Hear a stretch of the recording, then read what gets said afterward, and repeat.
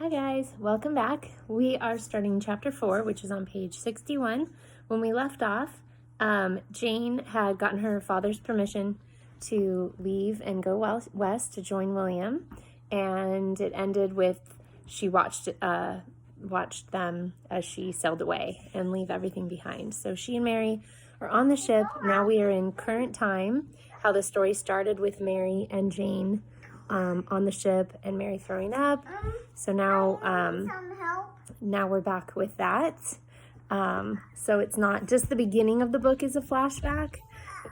The rest of the book is real time. So now we'll just be kind of current. She's 16. She's on the ship heading to Oregon territory. And here we go. Chapter 4, or Helpful Hints on Travel. I was having the most pleasant dream. We were in the parlor on Walnut Street. A cheery fire was blazing, and Papa was reading to me from Rip Van Winkle. The delicious aroma of Mrs. Parker's cherry pie mingled in the air with the familiar smell of Papa's pipe. It was all so warm and safe. And then, all at once, the ship gave a sickening lurch, and I awoke with a start, banging my head on the low ceiling of the cabin. "Blast!" I shouted, rubbing my head. "Had a pleasant nap then, Jane, my girl?" Mary asked brightly. I scowled at her. With a huff of frustration, I pushed back the sheets and dangled my feet over the edge of the bunk and rested them on the floor. My stockings were immediately soaked through. I looked down in dismay. The bucket of seawater Samuel had brought us in the morning had sloshed all over the floor. Imagine getting out of bed and stepping into water with your socks. I hate wet socks. Okay. We had been making do with cold seawater for bathing for an entire trip. So imagine bathing in ocean water. That salt would dry out your skin really bad. And my skin dreadfully itchy. "I do believe I'd give almost anything for a proper bath," I said fervently, scratching at my ankle in a most indelicate way. "Ya ain't getting any argument from me on that count, Jane, my girl," Mary said with a sniff. I poured some of the dreaded seawater into the basin and stripped down to my chemise for yet another cold, salty scrubbing. My hip bones jutted sharply against the thin cotton fabric. This voyage had done more good to my waist than 4 years of avoiding pies. I had lost so much weight that my cheeks were sunken, and what bosoms I possessed had shrunken to mere bumps. I had little trouble lacing up my corset these days. "You look like a scrawny lad." A lad is a boy. In Irish, lass is a girl, lad is a boy. So Mary's saying that she just looks like a skinny boy. She just has lost so much weight. Mary said, disapproval clear in her voice. "I look like a real young lady now," I countered. "Being slender and pale and having cheeks white as snow is all the fashion." "If you've got the consumption," Mary snorted. "Oh, Mary." "Hi. Are you sure you're not contagious, Jane, my girl?" she teased. So Mary's saying, like, you look sick and unhealthy, and Jane's like, oh, this is what's so fashionable. I dug through my trunk for a passably clean dress, which I was altogether unlikely to find, as almost every stitch of clothing I owned was now soiled. The very first thing I intended to do when I landed at Shoalwater Bay was launder my clothes. As Miss Hupwhite advised, I had packed lightly, being careful to bring only plain, neat dresses, bonnets, stockings, gloves, and plenty of handkerchiefs. But my most precious possession lay in the bottom of my trunk, my wedding dress. We had copied a design from Godey's Ladybook. The dress was made of ivory velvet and yards of lace. It had taken Mrs. Parker, Mary, and me nearly 2 months to make it. I will fix it. You will fix it? And when it became clear that we would miss the first ship to San Francisco, I posted William a second letter informing him of our delay. So you need to remember that part. It's very subtle, but it's a little bit of foreshadowing. We talked about foreshadowing is when the author gives you a little bit of a shadow or a hint of what's coming ahead, because forehead, foreground means in the beginning. So she was supposed to have left, but it took them so long to make the wedding dress that she missed the ship. So she sent him a letter, and she's leaving now 2 months later than what he was expecting.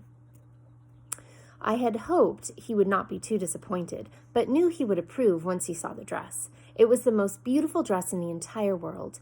I held it to my chest and smiled. I sure hope this lad's worth crossing 2 oceans, Mary said, eyeing the dress skeptically. I forced myself to remember William's beautiful gray eyes and his chiseled chin. Oh, Mary, he is, I replied in a steady voice. But I felt a tinge of unease remembering Sally Biddle's reaction. Sally Biddle had laughed out loud when I announced my engagement. Engaged? She mocked, her lip curling. Dr. Balt is clearly deluded. What lies have you been telling him in your letters? The moment he catches sight of that hair of yours, he'll come to his senses. She'd smiled at me triumphantly. And you'll wind up a spinster living among the savages. A spinster was a woman that was never married. With a sigh, I packed away my wedding finery and pulled out a plain green walking dress of cashmere edged with corded velvet ribbon. It had a rather awful stain on the chest, from where a plate of gravy had fallen on it during a particularly rough night at sea. Sophie. But it was the most presentable of all my clothes. You know what I miss most, Mary? I said. We often pass the time debating what we missed most. It was usually food, as the fare on board the Lady Luck was generally dreadful, and the chief reason I had lost so much weight. We had stopped briefly to drop our cargo in San Francisco. God, Sophie. And it was rumored we had taken on fresh provisions, but if we had, none had appeared in our cabin. So she's talking about how they had stopped in San Francisco. So San Francisco, we know, is Northern California, so she's getting very close. She's almost to Oregon country. What? I would give anything for a slice of Mrs. Parker's cherry pie, I said with real longing. Or her biscuits and gravy, Mary said, her eyes shining. Or her roast pork and apples. With a sigh, I settled down in my bunk, pulled out the young lady's confidant, and began reading aloud to Mary, as I had done over the course of the long voyage to help her better herself. Chapter 3, or Pouring Tea and Coffee. A lady should... Yes, sweetheart. You want to give me koala? A lady should always pour the first cup of tea from the pot for the youngest guest, as it is likely to be weak, and therefore most suitable for a child, I read. That's a very sensible idea, don't you agree, Mary? She yawned. Miss Hepwhite says that the way a lady pours tea and coffee is a true sign of her character, I continued. Mary snorted. What's the character in pouring a bleeding cup of tea? That sounded suspiciously like something Papa would say. It requires experience and judgment and exactness to add the perfect combination of sugar and cream to each guest's taste, I said earnestly. Ain't nothing special about adding sugar if you're lucky enough to have the money for it. Don't be obstinate, Mary. Pouring tea is the truest test of a lady. Miss Hepwhite says that a young lady who can pour a good cup of tea will always find a husband. I'm curious, boys. Is that what you look for when you're older? When you're looking for a wife, you'll be looking for someone who knows how to pour a good cup of tea? Okay. Jane, my girl, I know you mean well, but I think you're daft. Daft would be crazy. You know what I want in a husband? What? Mary leaned back against her pillow and stared at a spider working its way lazily across the cabin ceiling. I want a man who will let me be. Someone who isn't always telling me what to do. I stared at her. I'm tired of being told what to do, she said firmly. I have a head on my shoulders. Thank you very much.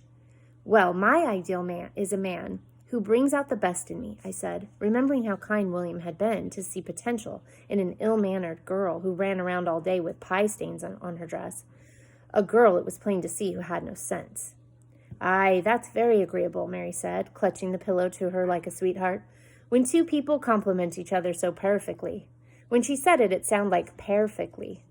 If it weren't for William, I'd be a completely different sort of person, I went on. Mary dropped the pillow. That's not exactly what I meant, Jane, my girl. I picked up the pillow. I owe everything to William. He's the whole reason I attended Miss Hepwhite's. Mary looked at me. I could tell she wasn't impressed. If it hadn't been for him, I would never have become a respectable young lady, I said. We were interrupted by a knock at the door. It was Samuel, and he was holding a tray. Samuel looked no more than 11, with wide brown eyes and a gap where his front tooth should be. He remembered me greatly. He reminded me greatly of my old playmate, Jebediah Parker. What's that? He asked. This is a very important book, Samuel, I explained. Is that the book about the murdering white whale? He asked excitedly. I heard about that book there. You know, I've seen whales lots of times, and once I think I even seen a sea monster with a... No, Samuel, I'm afraid I've never heard of a book about a white whale. It can't be very popular. His face fell. So that's the author kind of playing with us. She's talking about Moby Dick, which is an extremely famous book. It's a classic, and it would have been out during this time. So she's like, I've never heard of that book, but it was actually a really famous book. But this is very interesting. This is a very interesting book. It's on etiquette. What's etiquette? It's how to behave. You see, this book teaches you how to behave. Samuel eyed the book suspiciously. That don't sound interesting to me. You sure you don't got no books on white whales? What have you got there, Samuel, my boy? Mary asked. Supper, he announced, holding out the tray. Mary got down off the bunk. What is it? She asked, sniffing at it. Salted beef, he said, warily eyeing the gray, gristly lump. He looked up at us and shrugged. I think. So those of you who do eat beef shouldn't be gray. Not good. I know rotten horse when I see it, Mary scoffed. Samuel nodded. I wouldn't touch it. The first mate ate it, and he's been puking up for hours now. Mary snorted. And, Samuel said ominously, the rats got to the breadstuffs.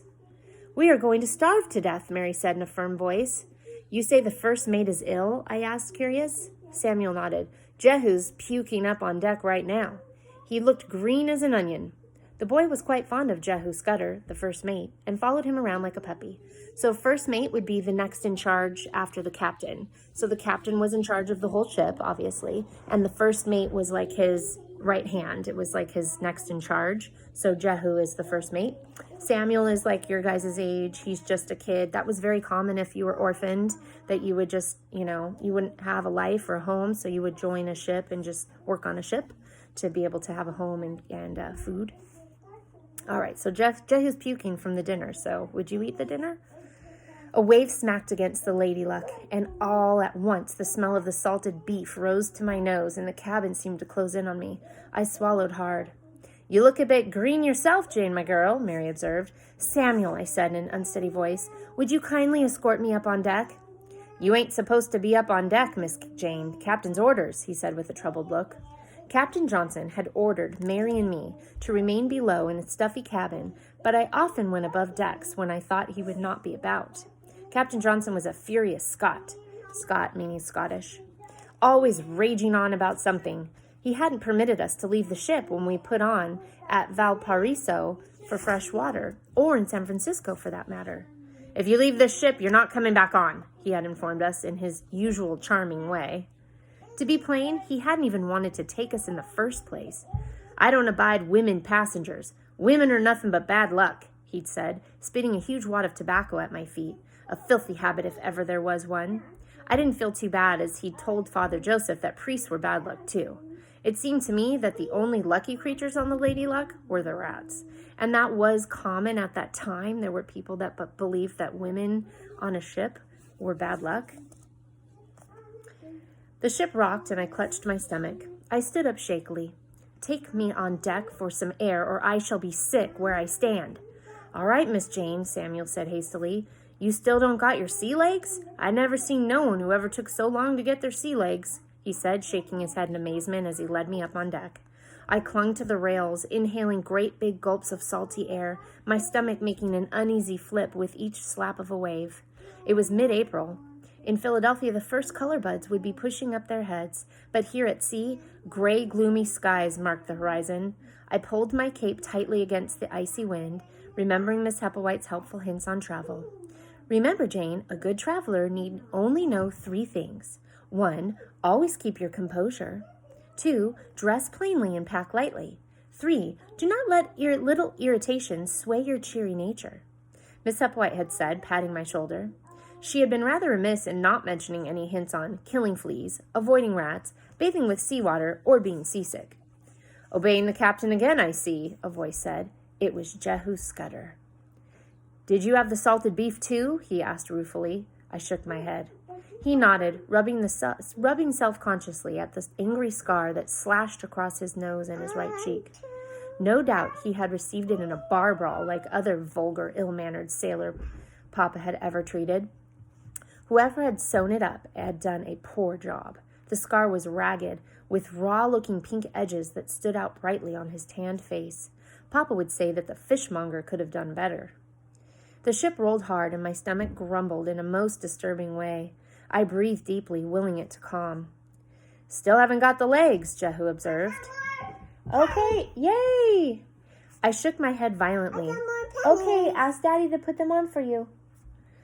I shook my head violently and leaned over the ship to be sick, but then the feeling passed.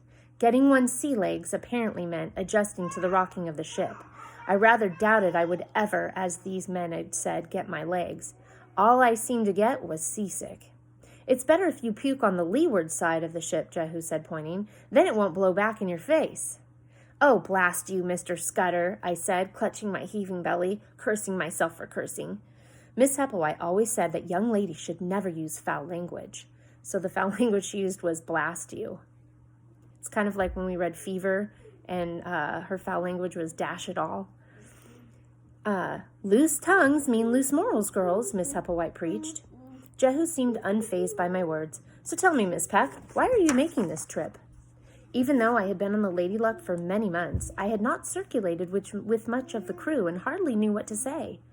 There were 25 men, but only 3 of them were American: Jehu Scudder, Samuel, and Sturgis, the surgeon.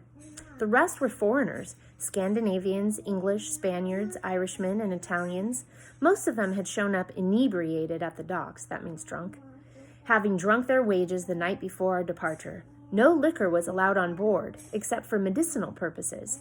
Medicinal is related to medicine, so they would have some alcohol for medicine. So if someone needed some type of surgery, then they would give them some alcohol to help them kind of feel drugged so that they could handle, the procedure that was being done. But that was it. So the doctor would be the only one on the ship that would have any kind of alcohol. So no liquor was allowed on board except for medicinal purposes, which seemed to me a very sensible precaution. I hesitated. Deportment on the street, Chapter 13, discouraged conversation with gentlemen when not accompanied with a chaperone. I also imagined it discouraged conversations when one was seasick. "My betrothed is on Shoalwater Bay," I said at last. "You're betrothed?" he said, studying me. "Long way to go to get married, especially a young lady like you. What's he doing there?" "He is endeavoring to start a timber business." Jehu looked at me with sharp eyes. "Hard work, that." "William is very capable. He's a surgeon." "You're marrying a bloody sawbones, you say?" he said, looking out to sea, not sounding the least bit impressed. He looked over at me, rubbing his scar. "I never met a sawbones worth a bean." The man was rude. "I'll have you know, my father is also a surgeon. And furthermore, William will be a wonderful husband. He's already built us a splendid house, 2 stories with windows and an iron stove," I said, feeling unaccountably defensive. Oh dear, why had I told a falsehood? In actual fact, William had been rather vague on the subject of where we were setting up house, and had written only that he'd arranged for comfortable accommodations for us. "A stove, you say?" Jehu said dryly, eyes twinkling. "You're going to need it to stay warm." Jehu was most discerningly forward. "Mr. Scudder." But at that moment, the ship pitched wildly, and I tumbled into him. A wave of nausea washed over me and then passed. As the ship gained equilibrium, Jehu held me firmly, steadying my footing. His chest felt warm against my back, I realized with dawning horror. Miss Hepplewhite always said that a young lady should never allow a man to touch any part of her body, not even her elbow. And here was Jehu Scudder holding all of me. "I beg your pardon, Mr. Scudder," I said, attempting to extricate myself. Then my stomach heaved, and I was sick all over his boots. When I looked up, he looked a bit ill himself. "The pleasure was all mine," he said. So she just threw up all over him. Whoops. All right, so that's the end of Chapter 4, and I will see you next time.